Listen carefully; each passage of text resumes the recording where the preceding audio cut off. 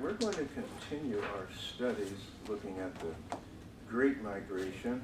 I think it's good for this to be known, the history, simply because, as I said in one of our classes, that the ratio of the black population in many of the major cities in the north, and including, we have to include of late Atlanta, but Atlanta has always had a stagnant black community, and in the last 30 years, a lot of movement on the part of black families from the north to Atlanta, whether or not that's their actual home base or not, but the employment opportunities and economic opportunities in Atlanta are still rather spectacular, particularly being a southern city. But it's a southern city with a lot of northern impact. And last time I was in Atlanta, I never heard a person speak to me that sounded like they were from Georgia. You know, they all had northern accents. I said, my goodness, things are really, and blacks as well as whites. So there's not only a black movement toward some cities in the South, Atlanta, Charlotte too, but the black movement that came nearly 100 years ago to the north, now seeing a lot of families moving back to the South or back to the South for the first time because of work. But it is a pretty nice town. I was at Emory University. I was invited down to read a paper, and it was very attractive, very attractive. Nice place for a young person after working, I think. But here we're going to talk about some of the things that started. We'll be dealing with the health situation before we leave today, simply because one of the early needs felt by the community would be in the area of health. And we're talking mostly physical health, because mental health facilities were not yet a part of the landscape, which meant that if you had a mental illness, any form of mental distress, you would probably go to a regular hospital. And they generally did not have the expertise to deal directly with mental health issues. So if that were the case, it would be farmed out to some of these places that were really very terrible because of the neglect. Places called asylums, and that they don't use that word anymore, I don't believe, in terms of mental health patients. But at one time, that was every city had an asylum. Where I grew up, we called it the crazy house. You know, that was unkind, but we didn't know any better. But those asylums were not quite good, because they put everybody in like a holding cell. That's where you'd stay all day until you ate. And if you had psychologists or psychiatrists that could come in, they wouldn't come in regularly. And I doubt very seriously if they were really that serious about helping people recover. So people, once they were there, they ended up dying there. It was not a very good place. The closest thing, have you, anybody, now this movie came out maybe 40 years ago. One Flew Over the Cuckoo's Nest. Anybody ever see that film? You did. All right, well, that's pretty much how asylums were. Everybody was in the same holding area all day long, every day. Didn't matter what your ailment was mentally, that's where you were. But if you get a chance to see that film on television, please watch it. One Flew Over the Cuckoo's Nest. Cuckoo meaning insane asylum. One actually escaped, got out of there. The guys had to plot like you're breaking out of prison, how to get out of this place, because there just wasn't any help.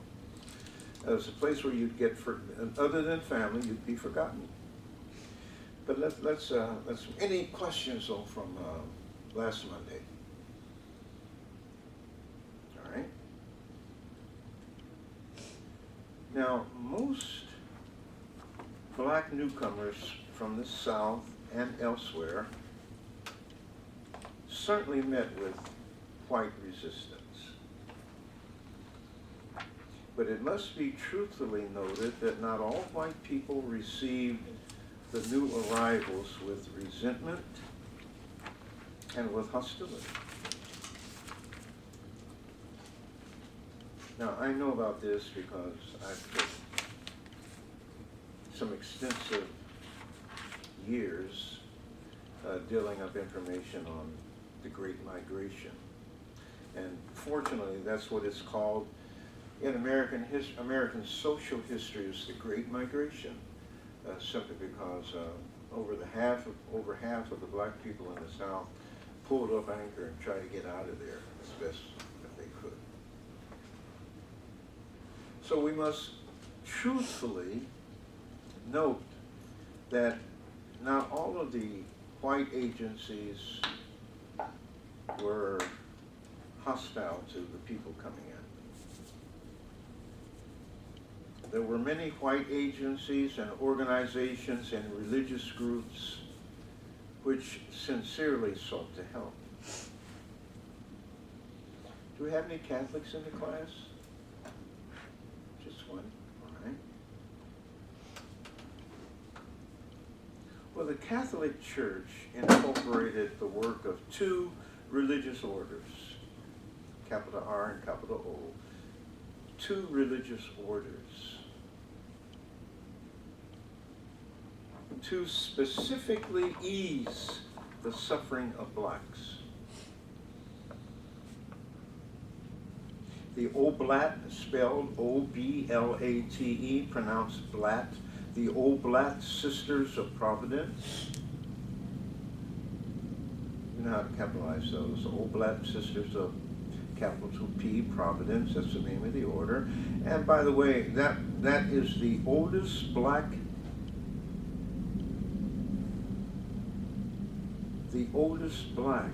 order in America, the first and the oldest, of course. And the Josephite fathers,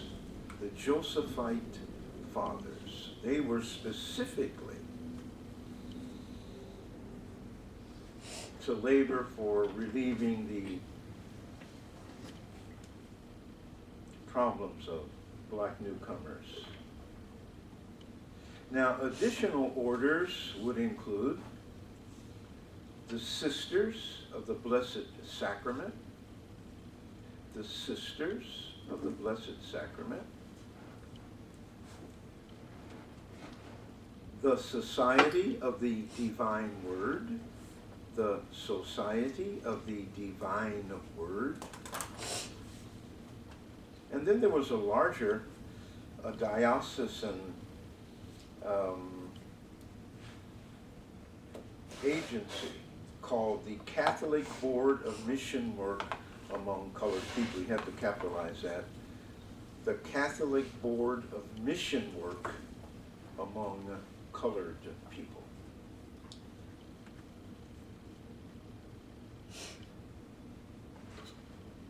Now that latter group still exists today. The Rochester diocese, or I should say the Diocese of Rochester, because it includes, it's spread out, way out, a lot of different counties, but it's called the, they used to call it the Negro, but they now call it the Black and Indian Missions.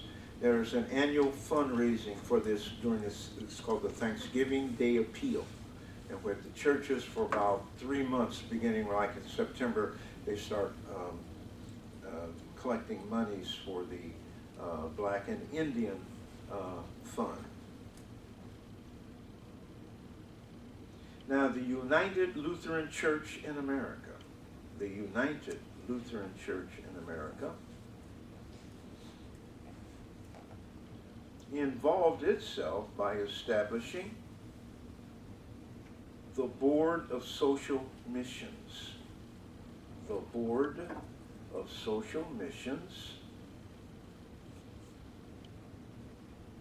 specifically created to provide assistance to poor black communities.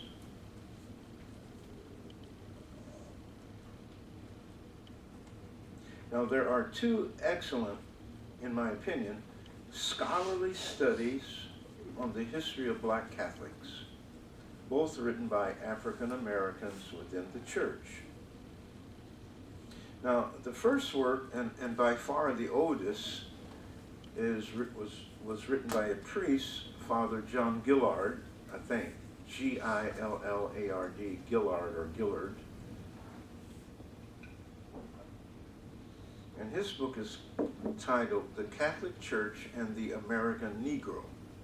The Catholic Church and the American Negro, which was a good effort of trying to put together a study on the relationship between the Catholic Church and black people, but it's from the period of blacks arriving here as slaves from Africa, right on through the current time that Father Gillard was writing. Now this dates from the early 30s, so it's a very old work. But let's call it a primary source if you're doing any kind of research. Now the second study is by brother, and he's called brother because he's a monk, or he was a monk, by Brother Cyprian Davis, C-Y-P-R-A-N. Now this was published in 1993. And it's really a sweeping account of black Catholicism, which I think should be fundamental reading for any black church history course, certainly.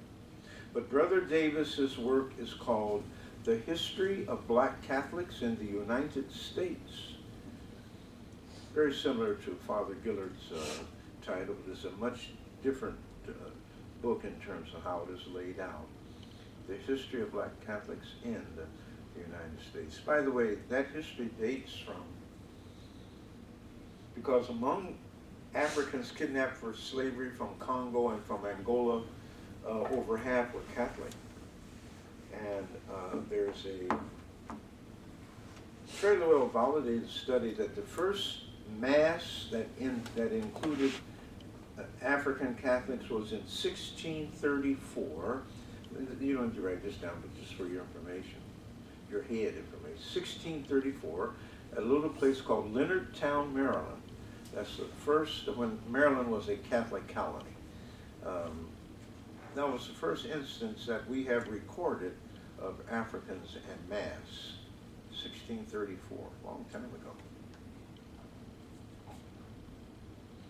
Now, most of the larger white denominations, most of them concentrated on education and development while working through black institutions. The Protestant Episcopal Church had, as early as 1906, formed a group called the American Church Institute for Negroes. The American Church Institute for Negroes, pulling under its supervision 10 black schools, which were founded beginning at the period of time of the Reconstruction to the turn of that century. And this would include St. Augustine College, which yet exists. It's a 4-year liberal arts school in North Carolina, Raleigh, North Carolina. St. Paul Polytechnical Institute, that just was closed about 5 years ago, but for a long time it existed. St. Paul College, that was in Lawrenceville, Virginia. And Voorhees College, V-O-R-H-E-E-S, located in South Carolina, which still exists, as well as 7 others. And though mostly in the South, these educational institutions would offer higher educational opportunities to young black people who ordinarily would be deprived of that benefit, had it not been for the existence of these schools. Now, highly important in the scope of identifying the social needs of black people was the founding in 1908 of the Federal Council of Churches of Christ in America. That's a mouthful, but that's what it was called. The Federal Council of Churches of Christ in America, that included in its rubric a field department on race relations. So they're thinking kind of progressively with respect to that.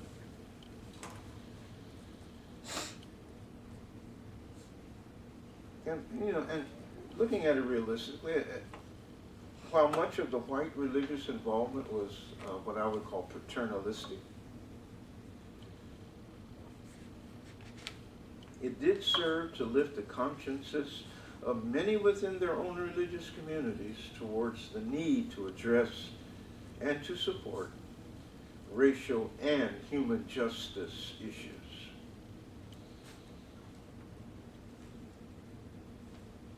Now, in a broader sense, most earnest whites, most white people who were sincere at wanting to provide support, could not provide much beyond charitable extensions,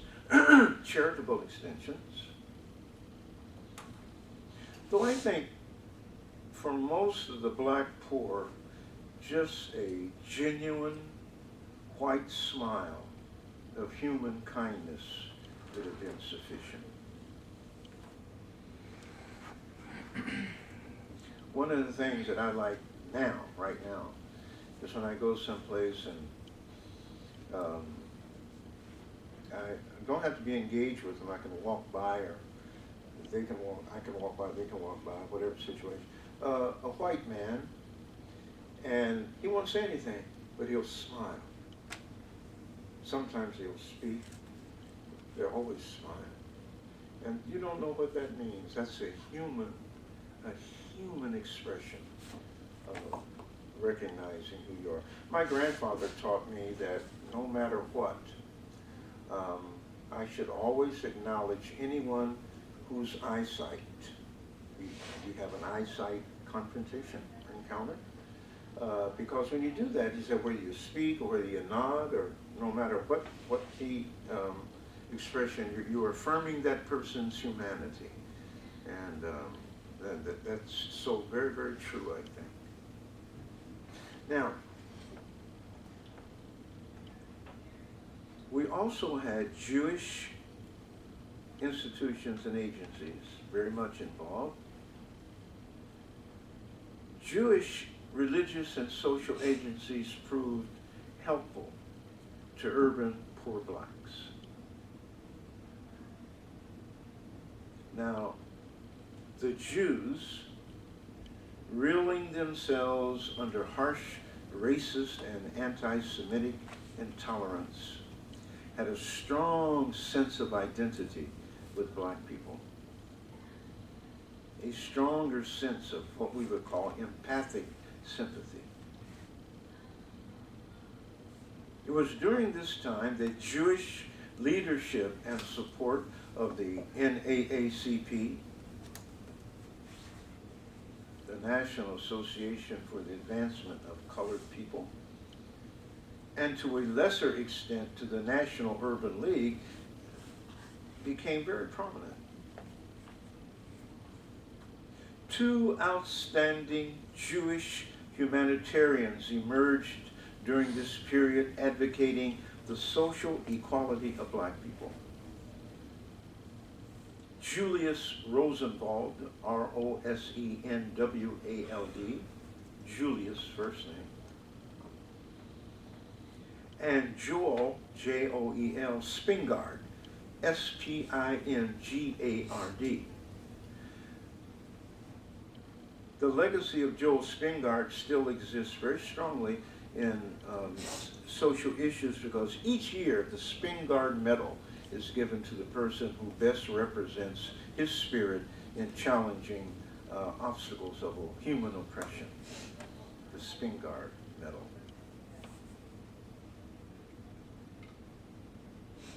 the contemporary Jewish writer Hasia Diner, Hasia Diner, like where you go eat. But she has written an important book detailing relationships of Jews and African Americans of this period. And that book is called In the Almost Promised Land. In the Almost Promised Land, and then a colon, American Jews and Blacks, 1915 to 1935. And this was, I think, as I can remember, I have the book at home. It's a 1979 publication from Greenwood Press in Connecticut. Miss Diner is still at this kind of thing. She is currently at, I think, one of the schools at Long Island, where she's chairman of the Department of American History, I think. But she's written a recent book. I haven't read it, but apparently she's still researching this period of time. Hasia Diner. Any questions thus far? Nope. Now, the predominantly white Socialist Party. Who was the most prominent socialist that we've heard about over the last year? What? The American Socialist? Bernie Sanders? Yeah, Bernie Sanders. Yeah, yes, of course. I mean, he's unabashedly so. You tell everybody he's a socialist. At least he has socialist ideals and socialist tendencies. We have had people elected to high office who were socialists. Most recently, let me get it in my head, 1948, when Henry Wallace, a socialist, was the vice president of the United States under Harry Truman.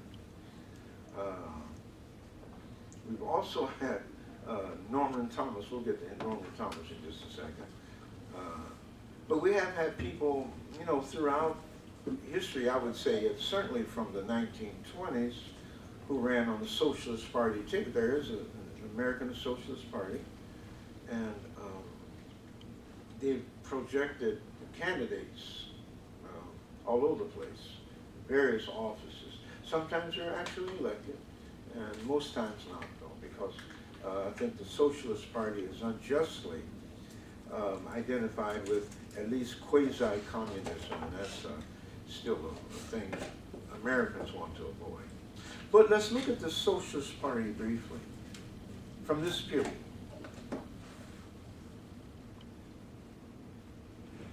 Now, the Socialist Party in America sought to take advantage of the numerical potential it recognized in the new masses of blacks in the North.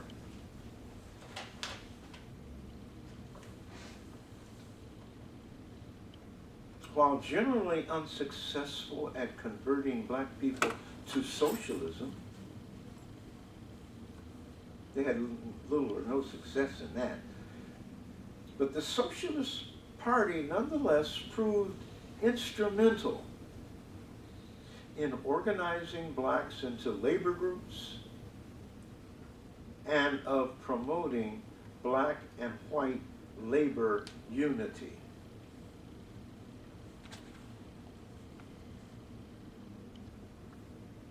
Now, much of the, I would say much of the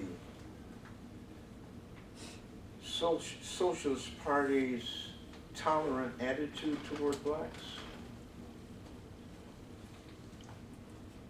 was due to the heavy presence of Jews in the party. And Jews are attracted to socialism because of the social equality that it always preached about, particularly through labor, and also to the influence and efforts of 4 white socialist leaders, 4 men who were to come out of this intriguing period, including really the founder, or the man known as the father of American socialism, Eugene Debs, D-E-B-S, Eugene Debs.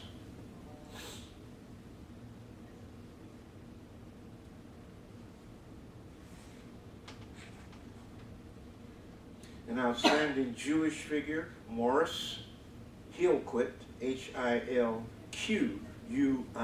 Hillquit, Morris Hillquit.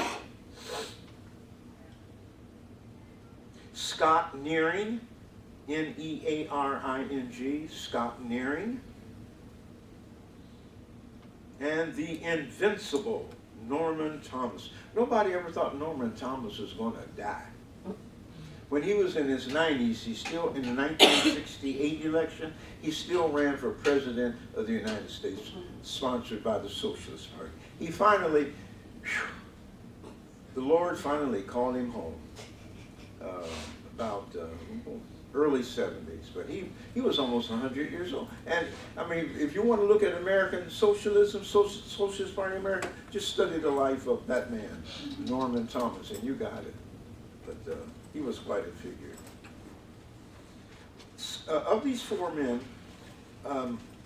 I did hear Scott Nearing. Scott Nearing came to our college to give a lecture, and he was a little short fellow, but he spoke very strongly. And he was close to his death at that time, too. Now, recommended, though, I mentioned this earlier, but there is a study written by Philip Foner, F-O-N-E-R, of Columbia University. He's the chairman of the history department there. His book is called American Socialism and the Black American.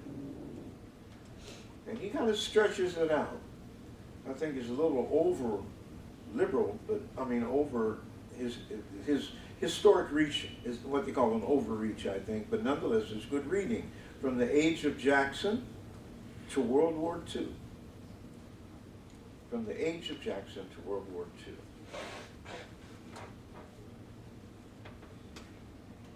Now, we want to talk about a second kind of migration that happened during this same period. Because there was, at this time, in history, another migration of sorts overlooked by most historians. That would be the impact of the mass exodus of blacks from out of the South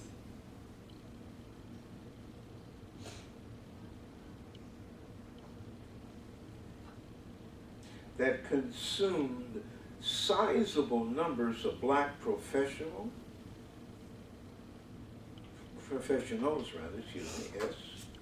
and graduates of black colleges. And I think it's good for you all to have this info. I want you to be in positions where you can talk about it. I don't want you to look bewildered at anything that might come up in your profession. Like, oh yes, Professor John S. Walker taught me that. And then that would get their attention. Shoot. But between 1910 and 1916, the black colleges experienced tremendous growth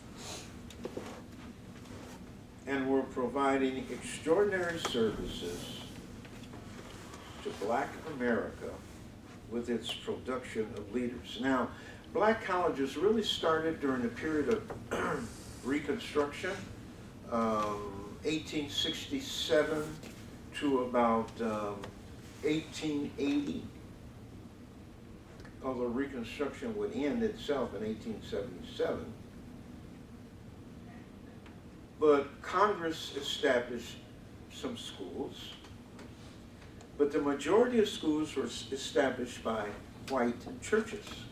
All of the black Presbyterian colleges, four-year schools that we have now, were started by either Presbyterian missionaries or the Presbyterian Church, the same as with the Episcopal Church that I indicated earlier.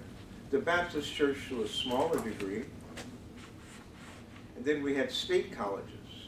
The oldest black state university that is still very productive is Cheney State College, C-H-E-Y-N-E-Y,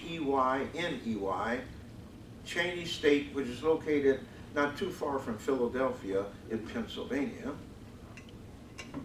Lincoln University, also in Pennsylvania, was established around 1858. And the next oldest, that is really the oldest black-controlled university or college system, is Wilberforce University in Ohio. That was under the control of the Black Methodist Church, African Methodist Church. I think that dates from 1857.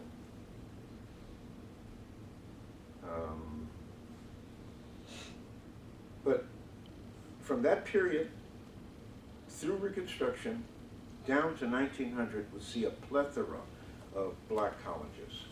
Now, most of them were not really what we would consider colleges when they were established, because most of them were established to provide educational opportunities for former slaves. So these were at best high schools, normal schools. But after the four-year accreditation of colleges began to pull in black schools, the first black fully accredited schools were Spelman College for women in Atlanta, Morehouse College for men in Atlanta, Bennett College for women in North Carolina, Greensboro, and a number of state universities which were given approval and accreditation by state college and or university systems. Kentucky State in Frankfort, Kentucky, Tennessee State in Nashville. So by 1900, many of the colleges that were given accreditation were cranking, well, I shouldn't use that term, but were producing women and men, mostly women, with college degrees. And most of the women would go into teaching. In black communities, and I think the same thing exists in moderately poor white families, that if you have three children, two boys and a girl, it's understood from the beginning that the girl's going to be the one who will go to college, and the two young men are going to go to work. That's how that always went. It certainly did work. That's how it was in black families.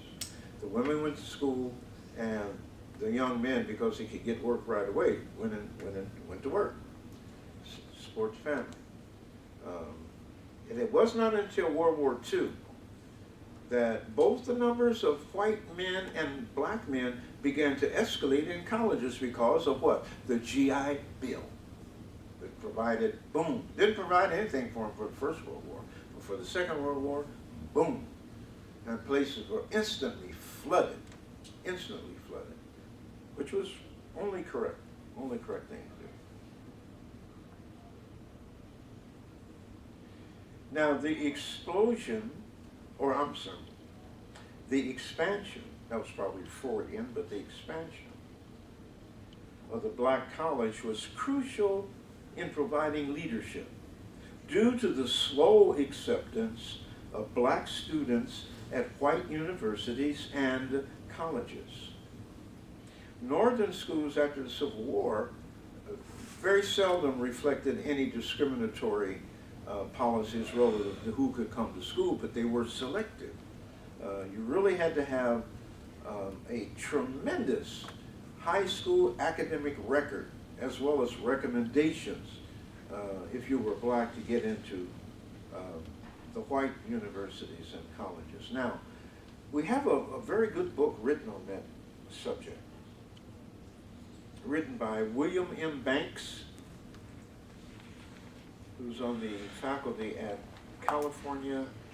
Berkeley, University of California at Berkeley. Now, Dr. Banks has written only 390 black students held degrees, 390 black students held degrees from white institutions by 1900.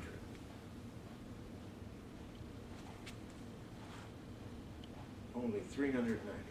And of that 390, 128 of those had graduated from one school, Oberlin College in Ohio.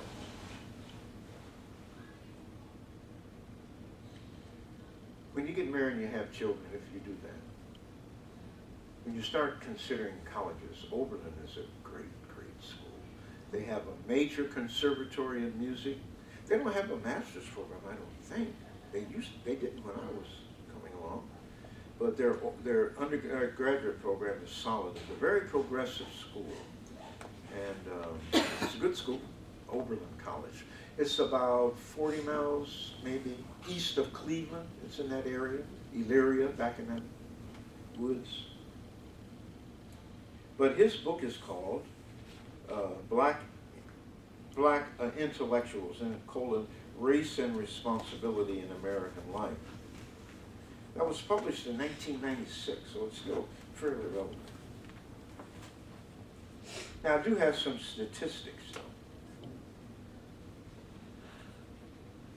The number of blacks with earned doctoral degrees from major white academic institutions began in 1876. The first black person ever to receive a PhD degree was in 1876, when Yale College conferred a PhD on a man named Edward Bouchet, B-O-U-C-H-E-T, Bouchet. That was in 1876.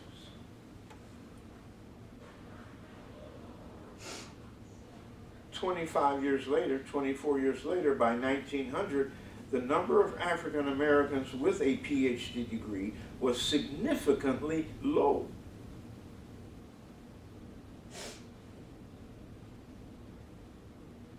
But if we really push things way ahead, by 1990, the majority of all black PhDs had acquired their undergraduate degrees at traditional black colleges.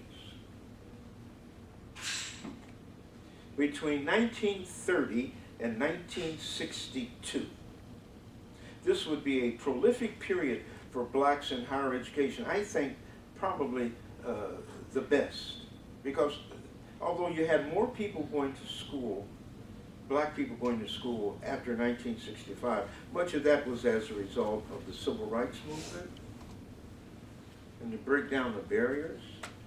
But so many of a number of black students, if you'll permit me to say this, just were not serious in terms of the education. They were there for, Stroke team, call the emergency department, critical care bay. Stroke team, call the emergency department, critical care bay.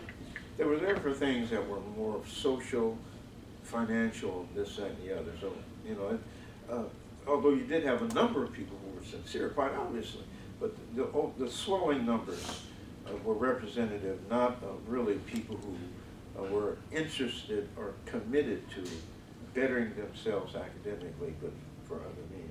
I won't go into it any further. But between 1930 and 1962, Columbia University conferred doctoral degrees upon 144 black recipients. Now, when I say doctoral degrees at Columbia, that's both PhD and EDD, for doctorate in education. But they were all graduates of black colleges. Now, another predominantly white institution or other predominantly white institutions, graduating numbers of black PhDs during the same 30-year period was the University of Chicago, Ohio State University, New York University, and Harvard. It was Harvard College in those days. So many of these black persons who were college-trained Southern blacks, they opted to join the migratory struggle, and by so doing, were able to provide black northern communities with a much-needed presence,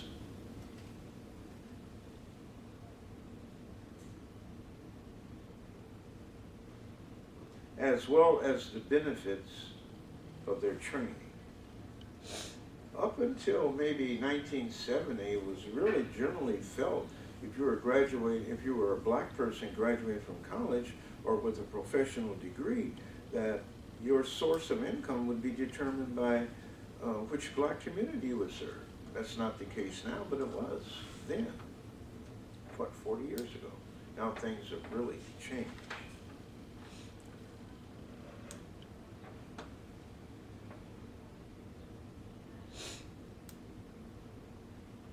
There was a time when a young black person right out of college would run into a black person who was well established and had to go there for an interview or something, and the black professional would always say with a big smile on her or his face, "Hello, how are you?" Now it's changed. Now instead of friendliness, hostility. You say, you're sitting, "Hello, how are you?" And they'll say, "What do you want?" That's what they'll say. "How do you want?" I say, But that's just a big joke that we have in the community. And they'll say things like, "I got mine, you get yours." Or, it's not really that bad. Now, the majority of this educated group, let me say this, they were not elitist,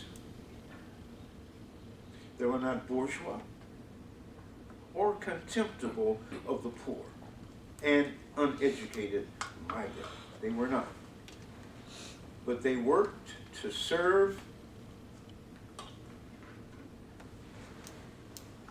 in northern black institutions and businesses unselfishly and honorably, because many of these young black people, as was the case with those older, represented first-generation college-prepared products from families themselves engaged in the human flights from the South. Now, all number of professions were a part of the Great Migration. There were teachers, clergy, pharmacists, social workers, and black lawyers. But the greatest professional addition were the black physicians, most of whom had received their medical training at the outstanding medical schools. At the turn of the century, there were 3 black medical schools. Howard University in Washington, D.C., Meharry School of Medicine in Nashville, Tennessee, and at Shaw University in Raleigh, North Carolina. These 3 schools, particularly Howard and Meharry, produced over 80%, 80% of all black physicians and dentists in the United States before 1970. That's tremendous. Now, Howard University School of Medicine and Dentistry still exists. very strongly. As a matter of fact, the School of Dentistry, let's see, what's this, 2017? The School of Dentistry in 2010 had more white students than black, the dental school. There were some whites in the medical school, but it was still predominantly black because of the traditional history of the medical school there. Meharry in Nashville is still operating. It does not have the monies. Oh, by the way, Howard University never has any financial problems because Congress appropriates so much money to them each year. They have been doing that ever since the school was established in 1867. I think I've had in my lifetime, I've had maybe 7 doctors, what they call today a personal, private, something. Private record. Yeah, yeah. And I think 4 of them were trained at, well, 3 of them were trained at Howard and 1 at Meharry. I have one now. I have a black female doctor now, but she graduated from U of R. Were your previous PCPs black or white? Big pardon? The other 7 that you were talking about, were they black or white? Oh yeah, they were black. I had about 3 from Howard and 3 from Howard, 1 from Meharry, I think. All of I didn't have a white doctor until I came to Rochester, and all of them, about just a few, but they all graduated from U of R medical school. So you graduate from medical school here, you stick around. Apparently, you can get immediate attention. But they're very good doctors, very good. And I never asked for a doctor; they always gave me my doctor. I've had an East Indian doctor who was very good. But he moved into private practice. I lost him. Then they recommended that I be seen by a female. But you know, and then the doctors have agreed. But then, you know, when the female doctor saw my picture, she just swooned. She just, oh. And when she tells me to remove my shirt, she says, she calls me hunk. What's that mean? You hunk. But she takes my blood pressure. I mean, I make that one a long visit. I'm just kidding. She's a very, very good doctor. She graduated from here. Now,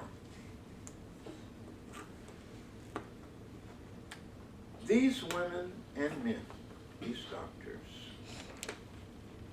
serve poor black people, but that's most of who they had, in their attempts to combat the ravaging diseases that were so prevalent during this time. I gave you a list of the diseases that were really strongly identified with the Great Migration. Well, they would be on and on and on. Cures will not come for these diseases, like polio.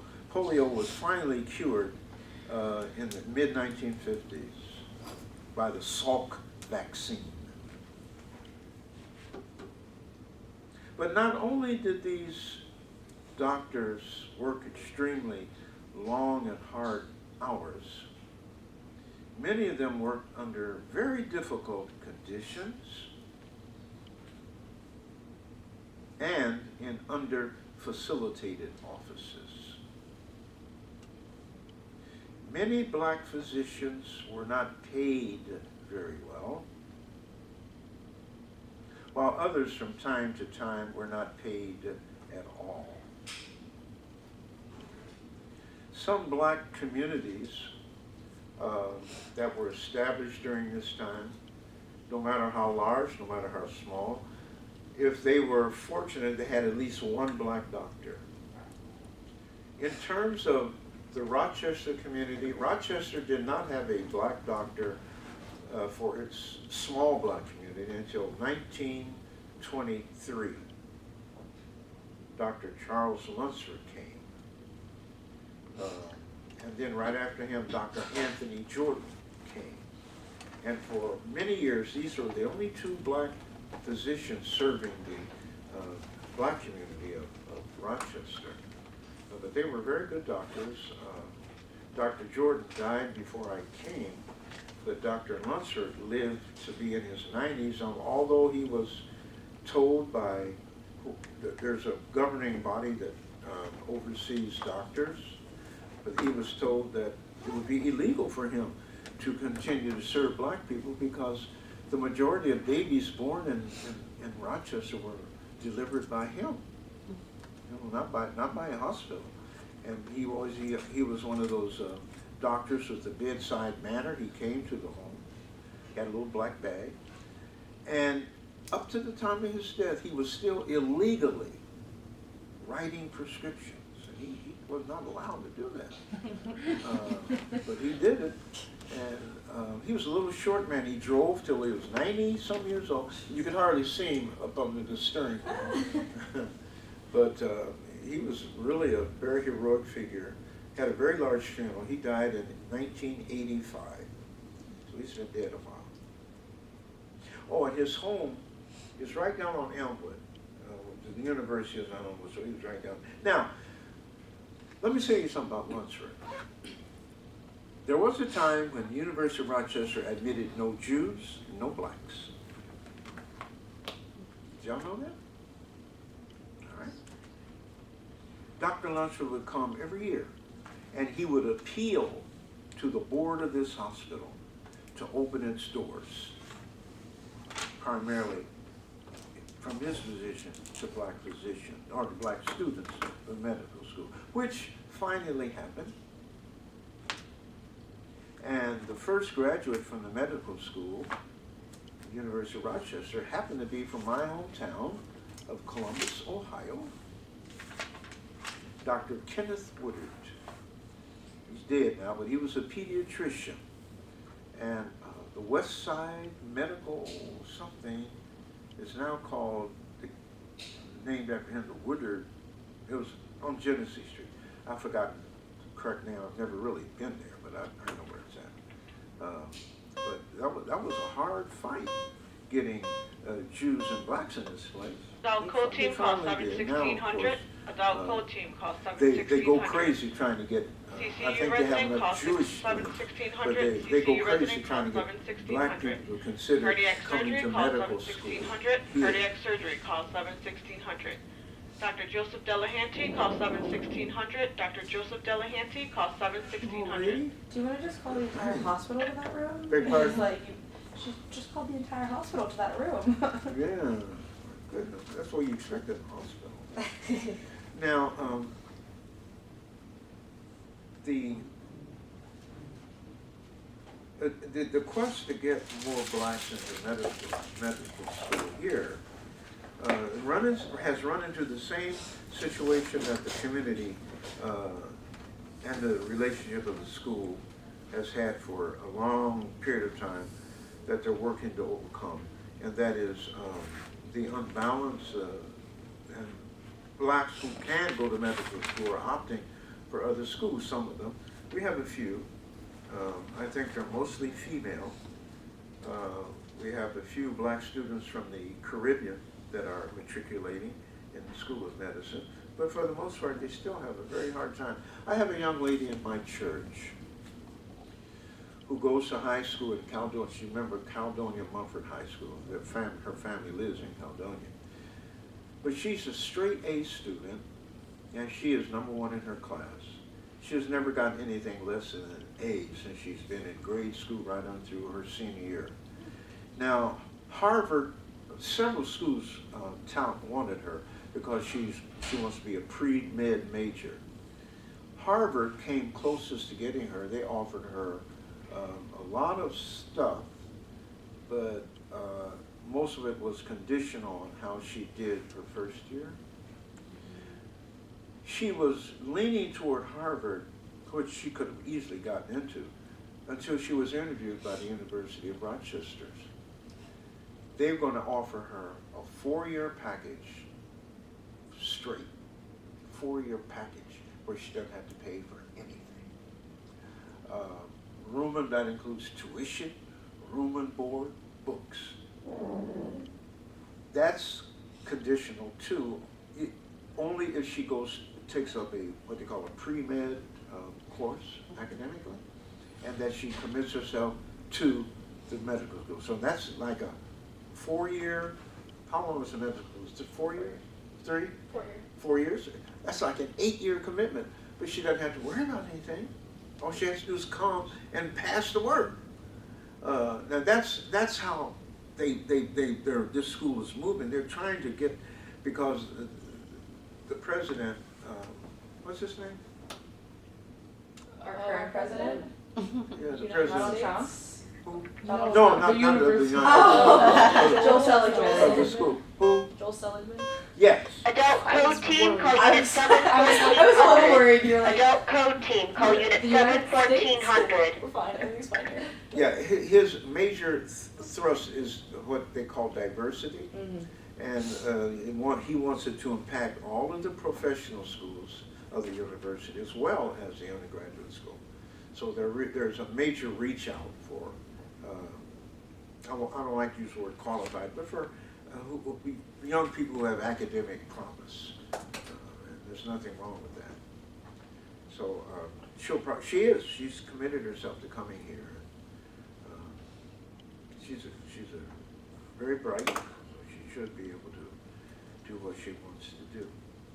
I want her to go into pediatrics. I told her that.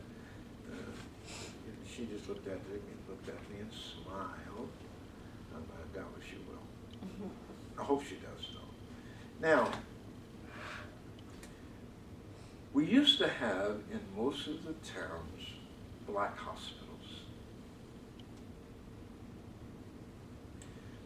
They were hospitals, but they were struggling for survival. Economically and otherwise. Black hospitals became common in most larger cities because so many so-called white hospitals had policies against admitting black patients. If they did, they had a quota system.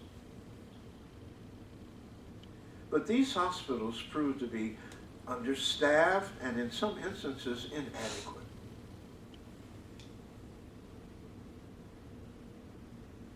Some, such as the long surviving Harlem Hospital, would have competent numerical staff, but over the years, for instance, in 1920, Harlem Hospital had no black doctors or nurses. Now, it was called Harlem Hospital when there were hardly any black people in Harlem. Harlem was a white, upper middle class, Dutch MI team, call the emergency department, critical care bay. MI team, call the emergency department, critical care bay. And when the Great Migration began in full, many of the black and white families that were being served by Harlem Hospital, they left and went other places, which opened up Harlem for African Americans. But the hospital stayed with an all-white staff and with no blacks on the staff until much later when 3 nurses were hired. That was in 1923. Now, 2 years later, though, Harlem Hospital had 5 black doctors. And by 1932, after the transition was really rapidly occurring, where you had black doctors replacing white doctors who were moving on, most who were retiring to be actual. But by 1932, the hospital had 55 black doctors and 14 interns. Since 1940, the hospital has exclusively been in the hands of black personnel. And in 2017 now is still functioning as Harlem's major medical institution. Times have been tough, though, at the Harlem Hospital, simply because they've had a lot of difficulty attracting black doctors. When racism and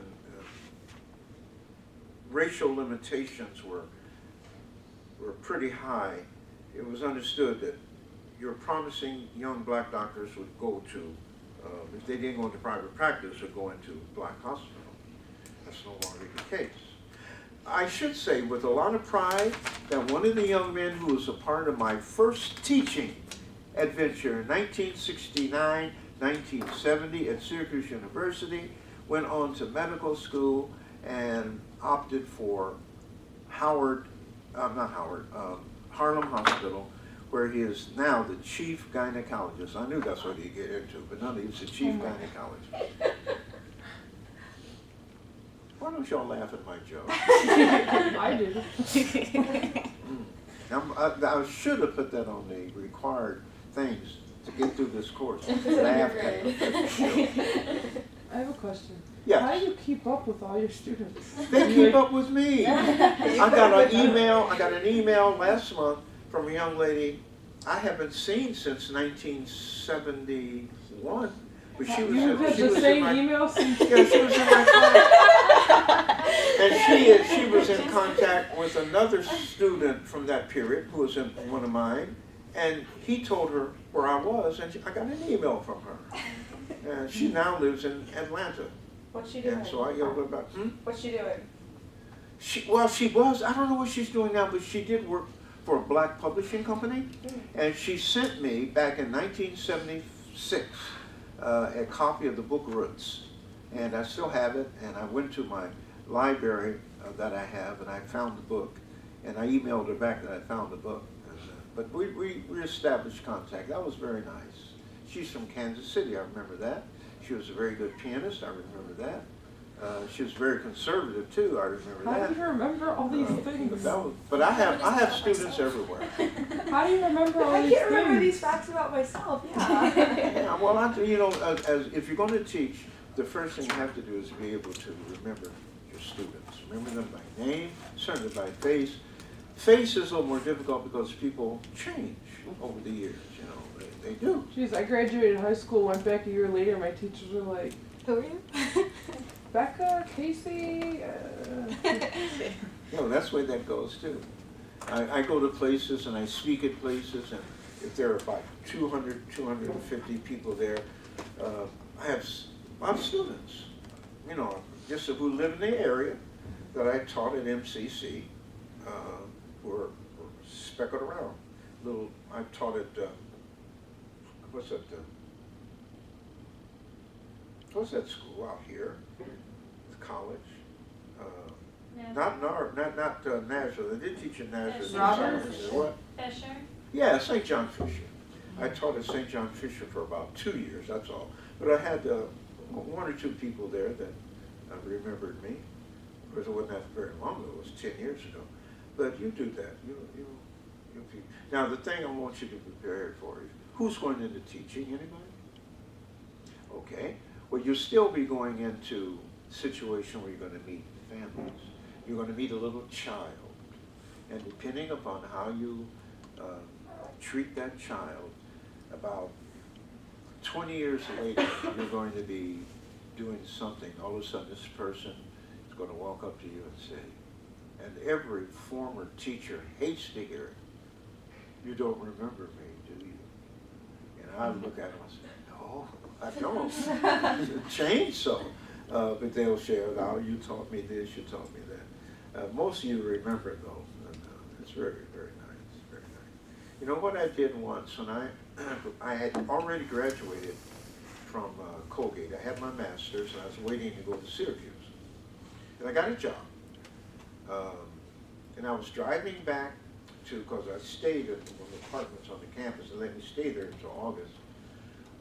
but I was driving back after work. I had a job at the Urban League, and I was driving back to Camden. I came down Herman Street, which is now Upper Falls Boulevard, really part of a very poor black community. Right now, it's a piece of the most impoverished piece of the Rochester area. But I was driving, I saw this crowd of people on the other side of the street.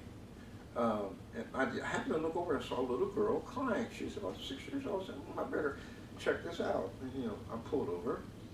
I ran across the street to see what was going on.